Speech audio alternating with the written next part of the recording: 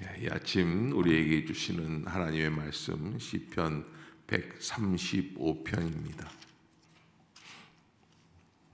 한 절씩 교독하도록 하겠습니다. 할렐루야, 여호와의 이름을 찬송하라. 여호와의 종들아 찬송하라.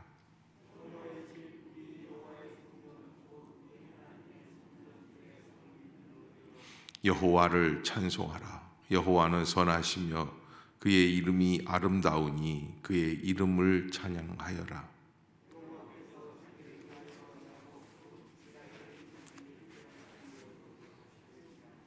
내가 알거니와 여호와께서는 위대하시며 우리 주는 모든 신들보다 위대하시도다.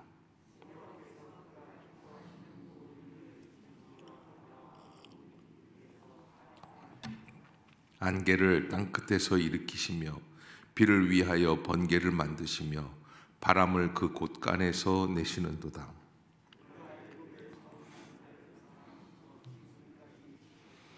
애굽이여, 여호와께서 내게 행한 표적들과 징조들을 바로와 그의 모든 신하들에게 보내셨도다. 곧 아모리인의 왕 시온과 바산 왕 옥과 가나안의 모든 국왕이로다.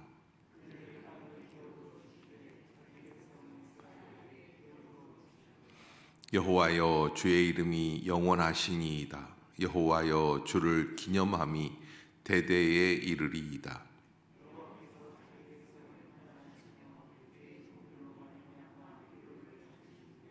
열국의 우상은 은금이요 사람의 손으로 만든 것이라. 귀가 있어도 듣지 못하며 그들의 입에는 아무 호흡도 없나니.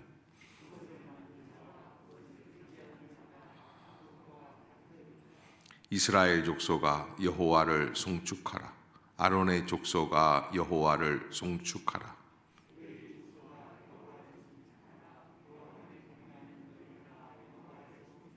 함께 봅니다. 예루살렘에 계시는 여호와는 시온에서 찬송을 받으실지어다. 할렐루야, 아멘. 할렐루야. 이 아침 죄전을 찾으신 여러분들에게 하나님의 은혜와 평강이 함께 하시기를 축복합니다. 오늘 시편 135편, 지난주 금요일까지 우리가 134편 우리 성전에 올라가는 찬양 마쳤었는데, 그거에 연속적으로 이어지는 찬양이다 이렇게 생각할 수 있고요. 135편의 특징은 할렐루야로 시작을 해서 할렐루야로 마치게 됩니다. 할렐루야라고 하는 이 단어는 하나님을 찬송하라라고 하는, 하나님을 높이자라고 하는 그런 뜻을 담고 있죠. 그래서 오늘 시편 135편의 내용은 하나님을 찬양하자, 또 하나님만을 찬양하자, 하나님을 높이고 찬송하는 그런 인생이 되었으면 좋겠다라고 하는 의미로 우리에게 권면하고 또 인도하고 선포하고 있는 메시지라고 할 수 있습니다. 특별히 오늘 본문에서 우리에게 주고 있는 말씀들은 바로 인간이 하나님을 찬양하는 것은 마땅한 일이다.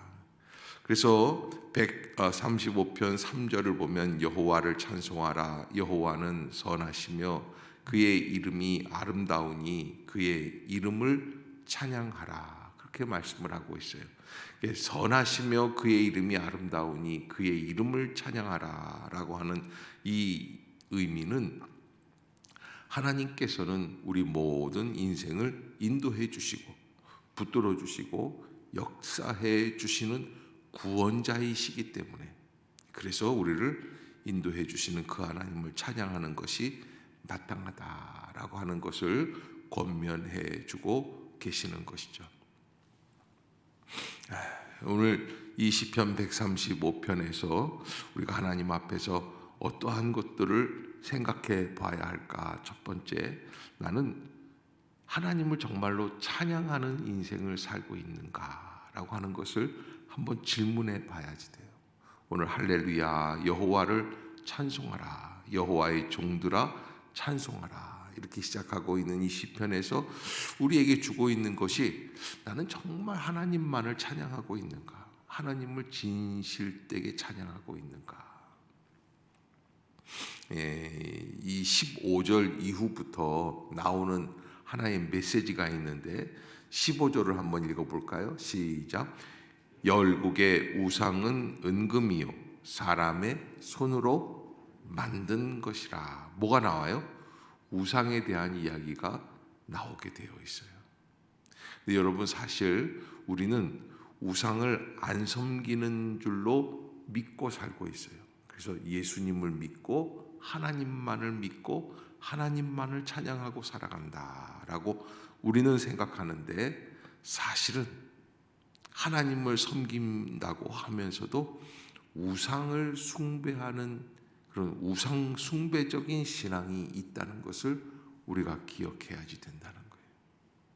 사실은 이스라엘 백성들이 멸망할 때에 이스라엘 백성들은 기원전 586년에 바벨론 포로로 잡혀갈 때 그 어간에 이렇게 보면은 여호야김, 뭐 이 히스기야 때부터 이미 그런 식으로 돼 있었죠. 하나님의 성전, 예루살렘 성전 안에 우상들이 있었다는 것을 아세요? 우리가 예배당에 나왔는데 여기 부처상도 있고 무슨 뭐 다른 상도 있고 무슨 이런, 그 말이 되겠어요? 말이 안 되잖아요. 그런데 그런 일들이 비일비재하게 바알상이 하나님의 성전 안에 이미 있었어요. 어떻게 그런 일이 있을 수 있습니까, 목사님? 그런데 인간이 그 믿는 믿음의 목적을 잘 생각해야지 돼요. 왜 이스라엘이 그렇게 됐을까? 여러분, 왜 그렇게 됐을 것 같아요? 믿음의 목적이 하나님만을 찬양하는 것이 아니에요. 바알상을 받아들이고 아세라상을 받아들이고 우상들을 받아들이는 이유가 어디에 있는 줄 아세요? 아수르 백성들처럼 우리나라도 잘 살았으면 좋겠다. 신앙의 목적이 하나님이 아니라 내가 잘 살기를 원한다고 할 때에는 이미 우리의 마음속에 우상 숭배가 들어오기 시작을 하는 거예요. 어느 목사님이 일반 대학을 다니다가 신학대학원으로 들어가려고 열심히 공부를 하셔서 이제 목회자의 길을 가려고 공부를 해서 시험을 봤다고 합니다. 그러면서 시험에 떨어지면 얼마나 창피하겠어요. 요즘도 시험에, 신학대학에 들어가는데도 시험에 떨어지는 분들이 많이 계시대요. 야, 이거 떨어지면 안 되는데, 그래서 맨날 기도하는데, 하나님, 내가 하나님께서 이번에 붙여주시기만 하면 좋은 목사가 돼가지고 하나님의 말씀에 절대 순종하고 하나님만을 위해서 헌신하고 성실하게 살아가고 늘 하나님을 높이는 일에 최선을 다하겠습니다. 뭐 기도를 하는데 그날따라 하나님께서 마음속에 음성을 주시는데, 너 합격 안 하고 그러면 떨어지면 어떻게 할 거냐를 물으시더래요. 무슨 얘기냐면, 떨어지면 합격하면 합격하게 해주시면 순종한다고 그랬으니까 떨어지면 어떻게 되는 거예요? 네 마음대로 살 거냐를 묻고 계시는 거예요. 그때 크게 깨달았다는 거예요. 내가 신학대학에 가려고 하는 이유는 내가 하나님 앞에서 하나님 자체, 그분을 영광을 위해서 살아가기 위한 것이지, 떨어지든지 붙든지 내가 하나님께 순종하고 하나님의 뜻에 온전하게 살아가려고 하는 것은 매한가지구나. 기도를 바꿨다는 거예요. 하나님 뜻대로 하시옵소서. 아멘. 여러분, 우리의 목적이 바뀌어야지 돼요. 할렐루야라고 하는 단어는 우리가 늘상 신앙인들이 자주 사용하는 단어입니다. 저도 언제부턴가 목사님들끼리 전화를 걸어서 이렇게 딱 하면 할렐루야 이렇게 인사를 합니다. 근데 사실 할렐루야라는 단어는 어떻게 하자는 거예요? 하나님을 찬양하자라고 하는 소중한 단어인데 인사말로 사용하다가 보니까 어떻게 돼요? 할 말 없을 때 하는 말이 되는 거예요. 이거 자체가 하나님 앞에서 경건하지 못한 모습이 아닌가 생각을 해봤어요. 정말로 하나님만을 찬양하고 하나님만을 높이고 하나님만을 믿고 있는가? 하나님을 믿는다는 것은 무엇입니까? 하나님께서 우리를 온전히 구원해 주신 절대자라고 하는 신앙을 잊지 않겠다는 거예요. 내가 원하는 목적이 이루어지든지 안 이루어지든지 그것과는 별개의 문제예요. 어제도 제가 주일 아침에 설교할 때 말씀을 드렸죠. 성 프란체스코가 하나님 앞에서 40일 금식을 하는데 제자가 그만 며칠 앞두고 너무 배가 고프니까 참지 못해서 스프를 먹었단 말이에요. 그걸 또 책망을 하는 거예요. 옆에 있는 제자가 의기양양해서 저런 나쁜 놈이 있나. 프란체스코가 홀라당 마셔버렸어요. 이틀 남겨놓고. 우리가 40일 금식하는 목적은 어디에 있다고 그랬어요? 하나님 그분만을 높이는 일에, 하나님을 깊이 묵상하는 일에, 예수님을 닮아가는 일에 목적이 있는 거예요. 40일 날짜를 채우려고 하는 데 있는 것이 아닌 거예요. 저는 새벽 기도를 지금 이제 2월, 3월, 4월, 5월, 6월까지 해서 전반기를 나눠가지고 저는 여러분들과 함께 좀 상품을 걸고 출석 1, 2, 3등 뽑아보려고 하고 있어요. 1등은 한 사람, 2등은 뭐 2사람, 3등은 5사람 뭐 이렇게 해서 몇 분한테 상을 주면서 이렇게 하고 싶어요. 그런데 제 마음속에 걱정이 드는 게 누가 하루 빠졌습니다. 누가 하루 나왔습니다. 목사님 그 사람 거짓말입니다. 이럴까봐 걱정이에요. 사실 우리가 새벽 기도하는 가장 궁극적인, 여기 나와 계신 분들은 늘 나오시는 분들이니까 상을 주든지 안 주든지 나오실 거 아니에요. 왜 아멘이 없어요? 어서 달라는 거예요. 그런데 이제 상을 걸고 우리가 이제 촥 해서 나올 때 그때 누군가 분명히 나한테 와서 그럴 것 같아요. 목사님, 김 집사 내가 보니까 지난번에 빠졌던데요. 잘못 볼 수도 있거든요. 우리의 신앙의 목적이 엉뚱한 데가 있으면 하나님을 진정으로 섬기는 것이 아니라 우상을 숭배하는 것과 마찬가지예요.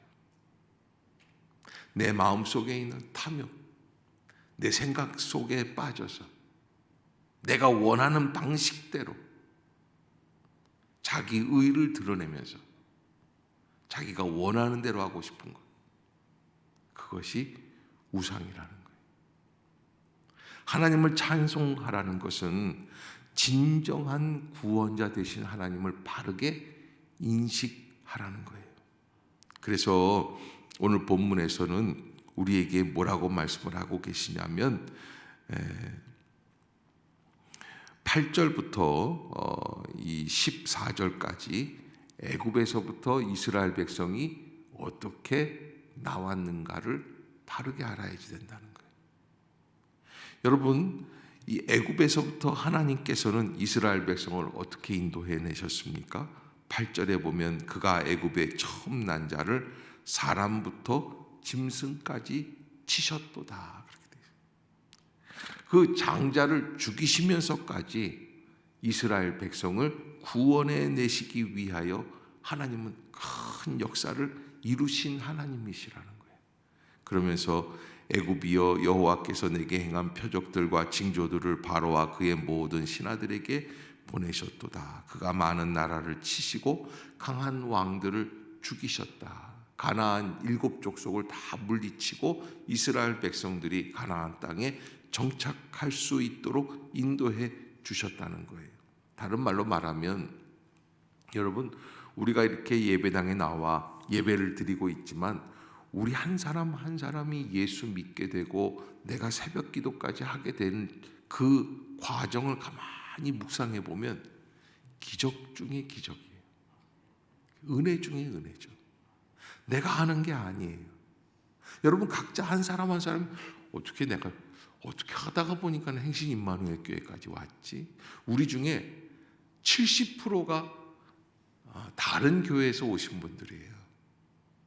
여러분들이 한번 잘 생각해 보세요. 내가 어쩌다가 여기까지 왔지? 어쩌다가 이 교회에 들어오게 됐지? 어쩌다가 이동만 목사님을 만나고 어쩌다가 우리가 신앙의 공동체로 한 배를 탔을까? 이거는 기가 막힌 일들이 많이 있어요. 어제도 저는 주일 예배 마치고 저녁에 수원에서 어느 수원의 큰 교회에서 집회가 있어서 가서 집회를 인도하고 그리고 왔어요. 근데 그 가운데서 이제 이 오케스트라 단원들이랑 같이 가서 했는데 그 단원들 중에 첼로 하는 그런 단원 한 여자분이 저한테 와서 뭐라 그러시냐면 지난 코로나 기간 동안에 우리 교회를 왔었다는 거예요. 그래서 왜 왔냐고 그랬더니 자기가 다니던 교회를 그만두고 새로운 교회를 찾으려고 왔었다는 거예요. 그럼 왜 나한테 얘기를 안 했냐 그랬더니 목사님 너무 바쁘신 것 같고 교회가 너무 큰 것 같아서 제가 말도 안 하고 그냥 왔다고 그러는 거예요. 아니 세상 아깝고요. 그래서 제가 곱씹었어요. 아니 왜 그 자매가 왜 그냥 갔을까? 왜 그냥 갔을까? 뭔가 실망감을 준 게 아닌가? 그 자매는 나한테 교회가 너무 훌륭하고 좋다고 인사말은 하지만 뭔가 마음에 안 들었으니까 세상에 교회 좋다고 그냥 가는 사람이 어디 있겠어요. 예, 제가 너무 안타깝더라고요. 근데 또 한편 오늘 본문을 준비하면서 그 생각이 들었어요. 아무나 들어오는 게 아니구나. 세상에 마음이 맞아야 올 수 있어요. 마음 문이 열려야 올 수 있어요. 우리들이요, 아무리 자기가 의로운 믿음이 있다고 그래도요, 목사가 아주 미운데 등록하는 사람이 있겠어요? 교회가 아주 싫은데 등록하는 사람이 있겠어요? 없어요. 다 자기들이 원하는 게 있으니까 오는 거예요. 어떤 분들은 요 근처에 계시는 분들은 이렇게 얘기를 해요. 너무 가까워서 제가 등록했어요. 그래요. 가깝다고 등록하는 게 아니에요. 세상에 여러분 여자랑 남자랑 만나서 결혼을 하는데 옆집에 산다고 결혼하는 사람 봤어요? 바보예요, 그 사람은. 그럴 수가 없어요. 그러면 뭐예요? 전적인 하나님의 섭리예요. 하나님의 은혜 가운데 이게 하나님이 역사해 주시는 인도하심이 있었기에 우리가 여기에 모여 있다는 거예요. 가만 생각해 보면 지나온 길들도 어디 먼 여행을 하다가 보면 이렇게 지나오다가 보면 어떤 사람은 거기에서 사고도 나고 어떤 사람은 거기에서 죽기도 하고 그런데 그 길을 그냥 순적하게 지나왔다고 생각을 할 때 이거는 전적인 하나님의 섭리가 계시는 거구나.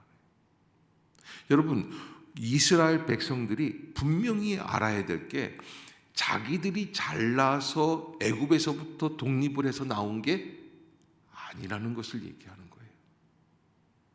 전적인 하나님의 구원의 역사가 계셨기 때문에 애굽에서부터 다시 건져 주셨다는 거예요. 우리도 마찬가지입니다. 우리의 인생을 잘 생각해 보면 내가 하는 게 아니라는 것을 꼭 깨닫게 돼요. 기도가 깊어지면 깊어질수록 우리가 믿음이 더 익어지면 익어질수록 깨닫는 것이 내가 하는 게 아니구나. 그렇다고 한다면 여러분 우리가 성도로 한 공동체 안에 있지 않습니까? 옆에 사람 한번 쳐다보시고 이렇게 얘기하세요. 한번 보세요. 왜 안 보세요? 우리의 만남은 우연이 아닙니다. 아멘. 우리의 만남은 우연이 아닙니다. 그러니까 하나님의 섭리적 사건이에요. 수없이 많은 사람들 가운데 우리가 여기에서 한 공동체로 모여 있을 수 있다는 것. 놀라운 기적 중에 기적이다라고 하는 것. 여러분들이 잊지 마시고 하나님께서 나를 그토록 인도해 주시고 역사해 주시는 하나님이시구나 있구나라는 것을 깊이 깨닫고, 그래서 하나님만을 섬겨나갈 수 있는, 우리가 늘 오늘 이 135편 속에서 우리에게 주고 있는 것, 혹시 내가 하나님을 믿는다고 하면서 우상 숭배하는 그런 욕심 사나운 마음으로 하나님을 믿는 것은 아닌가? 내가 가는 길을 하나님이 축복만 해야 된다고 생각하고 그냥 주시옵소서 그러면서 그렇게만 믿는 하나님은 아닌가 하는 것을 한번 깊이 깨닫고, 저는 그 목사님이 간증하시는 게, 너 그렇게 붙게 해달라고 기도를 하는데 떨어지면 어떻게 할까? 순식간에 그렇게 물으시는데 자기가 대답할 말이 없었다는 거예요. 우리도 한 번 더 깊이 생각해 보면서 나는 어떤 마음으로 주님을 믿고 있는가? 하나님 어떤 길로 가든지 붙여주시든지 안 붙여주시든지 또 잘 되든지 안 되든지 하나님을 버릴 수 없는 우리들이죠. 아멘. 여러분 꼭 잊지 마시길 바랍니다. 하나님을 진실로 의지하고, 그래서 하나님이 이끄시는 그 길에서 우리는 불평하지 말고 감사하면서 기뻐하며 살아갈 수 있는 그런 신앙인들이 다 되었으면 좋겠다라고 하는 거예요. 19절에 보면 이스라엘 족속아 여호와를 송축하라. 여러분, 이스라엘 백성이 된 것은 하나님께서 구별해 주신 선민이죠. 또 두 번째, 아론의 족속아 여호와를 송축하라. 이게 레위 지파 아론의 후손들을 얘기해요. 제사장들입니다. 레위 족속아 여호와를 송축하라. 하나님 앞에서 이 아론은 제사장 지파이고 또 레위는 제사장 지파이지만 그 가운데 또 제사장 일을 하지 않고 성전을 돌보는 일들을 하는 사람들을 의미합니다. 다 그 사람들이 하나님만을 송축하고 찬양하고 하나님만을 믿고 나아갈 수 있는 신앙. 그래서 여호와를 경외하는 너희들아 여호와를 송축하라. 당연한 것일 수 있지만 우리는 당연하지 못한 삶을 살아가고 있습니다. 우리가 오늘 아침에도 나는 정말로 하나님만을 송축하고 하나님만을 찬양하고 하나님만을 의지하고 있습니까? 우리가 친한, 내가 교회 가면은 김 집사도 있고 박 집사도 있고 이 집사도 있으니까 그렇게 해서 친해서 잘 믿는 것 같죠. 그러나 우리가 이 자리에 모여 있는 것은 그 공동체성을 갖고 있는 것도 매우 중요하지만 또 한 가지 마지막으로 우리는 하나님 앞에 다 단독자입니다. 나 홀로 하나님 앞에 서 있는 거예요. 누구 때문에 믿는 게 아닙니다. 그러기에 하나님 앞에서 최선을 다해서, 여러분 말이 나왔으니까 말씀인데, 제가 전도사 때예요. 서울 영락교회에서 사역할 때인데 장례가 늘 나요. 뭐 일주일에 2건씩 나니까 1년이면 뭐 거의 100장 가까이 납니다. 그 장례를 치르다가 보면은 저도 장례를 안 치르는 주간은 심심할 정도로 이상하다. 이번 주간은 왜 장례가 없을까? 매번 장례가 나요. 근데 어느 권사님이 그렇게 뭐 다 슬퍼하는 건 아닌데 유독히 남편이 돌아가시고서는 나이가 드셔서 돌아가신 거거든요. 그때는 이제 70세가 넘으면 꽤 많이 드신 거였는데 돌아가셔서 슬퍼하시더라고요. 그런데 이제 관을 매장하려고 관을 들고 영락동산에 가가지고 하관을 하는데 그 권사님이 거기에서 관 속으로 뛰어드시는 거예요. 땅 속으로. 그 땅에 이만큼 팠거든요. 거기 뛰어들어가서 막 관을 붙들고 여보 어떻게 뭐 그러시더라고요. 근데 옆에 계신 나이 많은 목사님, 교구 목사님이 뭐라고 그러시냐면 안 나온다고 자꾸 권사님은 거기서 막 들은 채도 안 하고 흙 덮어 그러셨어요. 얼른 나오시더라고요. 그게 제가 거기서 깨달았어요. 아무리 슬퍼도 부부도 마지막 죽을 때는 같이 죽어요, 따로 죽어요? 따로예요. 다 각자가 하나님 앞에서 따로예요. 우리가 친한 것 같죠? 우리가 다 따로 설 수 있어야지. 누구 때문에 잘 믿고 누구 때문에 못 믿고가 아니에요. 다 따로 서는 거예요. 하나님 앞에서 나는 내가 어떤 믿음을 갖고 있는지. 하나님 참 이상해요. 김 집사는 새벽 기도도 안 나오는데 잘 되고, 그 집에는 새벽 기도도 안 나오는데 합격을 하고, 나는 새벽 내내 기도했는데 떨어지고. 왜 이러시는 거예요? 막 화가 날 때도 있어요. 그거는 하나님이 각자에게 요구하시는 게 다르시기 때문에 그래요. 그러기에 누구를 보고 믿는 것은 어리석은 일이에요.